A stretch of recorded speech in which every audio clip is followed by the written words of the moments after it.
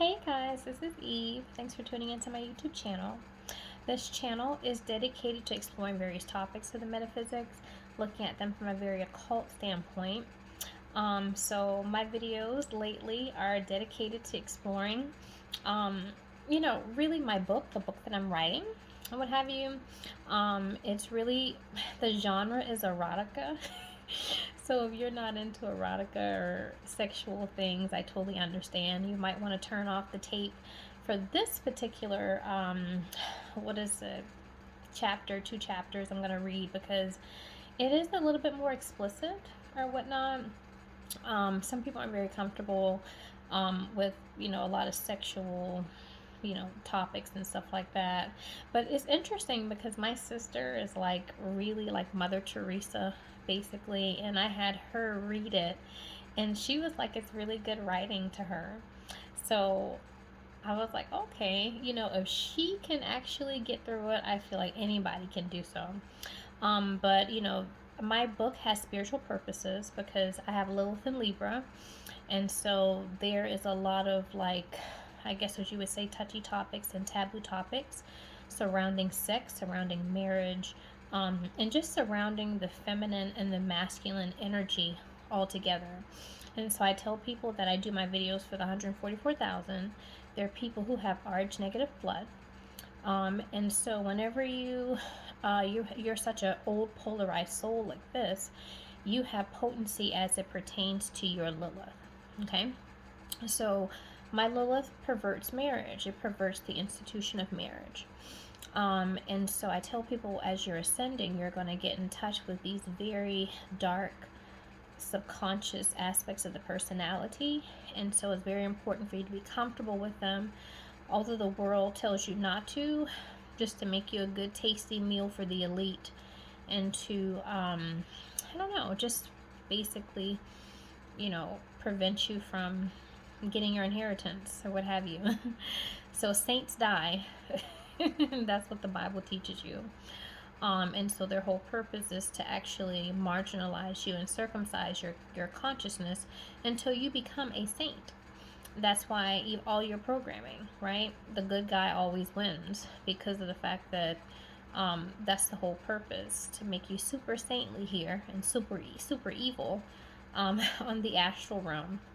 So you can't really get past what you would call, quote unquote, Earth's energy grid, excuse me.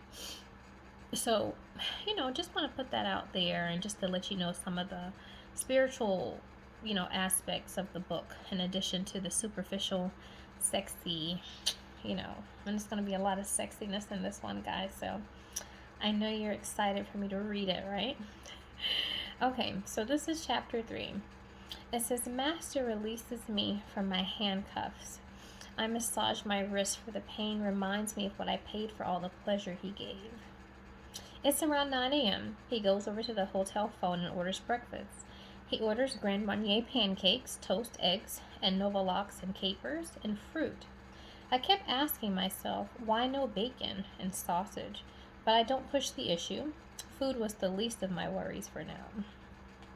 I told Master that my car got stolen in Vegas, so I needed to leave the villa to file a report. He insisted I stay. He asked me to record the details concerning my car theft, and tells me that my car issue will be taken care of by this afternoon. He states this in such a way that I know he's serious, and he meant what he said. I am too afraid to ask how he will go about rectifying the problem, so I drop it. It sounds a little illegal, so in my mind, I feel knowing nothing is best. He and I go out to the veranda as room service arrives. He eats fine, but I barely touch my food. My mind isn't on food. I'm still handcuffed in the bedroom. I've never experienced such ecstasy in my life. And in a way, I feel he has ruined me for any other man, although he is not my man. The thought is unsettling. I quickly dismiss it, for I feel tortured by it. Master asks, why do you need to leave when you have everything here? I thank him profusely for all that he has done, but I tell him, despite the beauty of the place, I feel closed in and lonely. Just then the doorbell rings. My friend Harry. It's my friend Harry. I totally forget that I called him the day before, asking him to meet me at the villa. He had been dog-sitting my Shih Tzu Maltese until I returned to Vegas. Master looks annoyed. Harry's an extremely nice gay guy. However, if you are an alpha male, you would likely not like him because he's extremely flamboyant. He looks Master over intently like a steak and utters, "You said he was fun, but damn." Master rolls his eyes and leaves us in the atrium. How rude, I thought. Harry and I had been friends for years, and I had grown very protective of him because many people treat him unfairly for being gay. All I ever wanted was for the world to accept my friend, but sadly, I was powerless to change the world. Harry left, and I took the puppy out to potty. Then I went looking for Master. I find him in the sauna with just a towel wrapped around his waist, his bare, hairy chest. He looks so sexy with nothing on. It's disarming. I ask, "Why are you so rude to my friend?" He replies, "I didn't know you were expecting company." I told him that I forgot to mention it, and I chastised him about being so controlling about who I talk to and where I'm expected to be. I tell him that I'm not a child and gay people deserve to be respected just like the straight bellboy and hotel receptionist that he was so kind to. Then Master squints his eyes and gives me a reptile stare that is so piercing and emotionless, I want to crawl into myself. He tells me that homosexuality is not natural, and although he doesn't have anything against gay people, he chooses not to associate with them. It sounds like what white folks said about black folks long ago. He then tells me that he's going out with his family to Emerald Cove, and after that he planned to go out with his wife that night to see Adele at Caesar's Palace. My blood begins to boil. How is it I have to stay put while he goes out gallivanting with his beloved?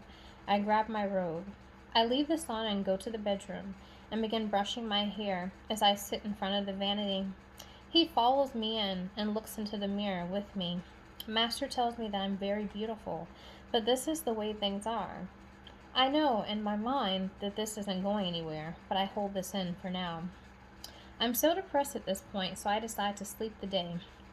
I could have gotten a manicure or massage, taken a dip in the pool, or enjoyed a nice show on television, but nothing compared to what she was getting.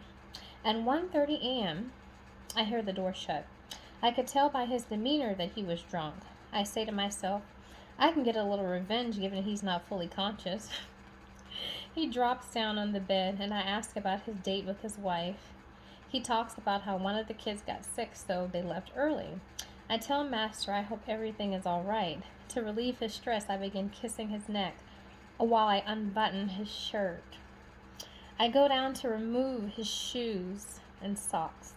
Massaging his feet, I undo his belt and pull off his trousers. Then, I kiss him passionately, silently communicating that I'm extremely wanting. Seeing he's a little altered, I seize the moment to get him back for earlier. I begin fondling his inner thigh as I stick his ring finger in my mouth. I place his finger far down, putting it in or pulling it in and out. I slow down to caress his wedding ring with my tongue. Finally, it begins to slide up the shaft of his finger, but I pull it back down, and I continue to slide it up and down the shaft in my mouth. Once I see he's had enough, I bring the ring up once again against the shaft and remove it. I place it on my finger, and I stick it in his mouth so he can do the same to me. He sucks on it relentlessly.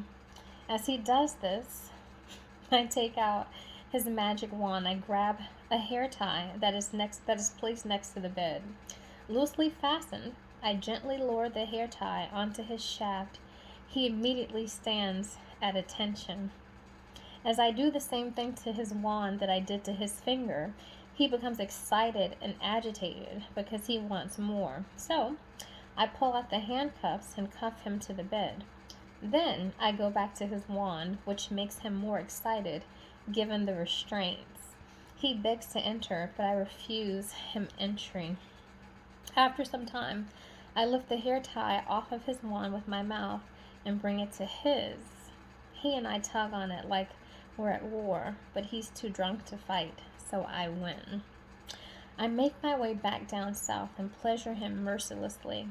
I give attention and care to every inch, taking him as far into my mouth as possible, then releasing and altering it with firm and subtle caresses.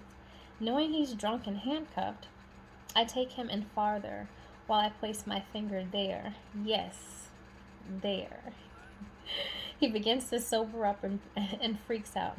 He yells, "What the fuck are you doing?" I reply, "What I want to do. And because you're tied up, you can't stop me."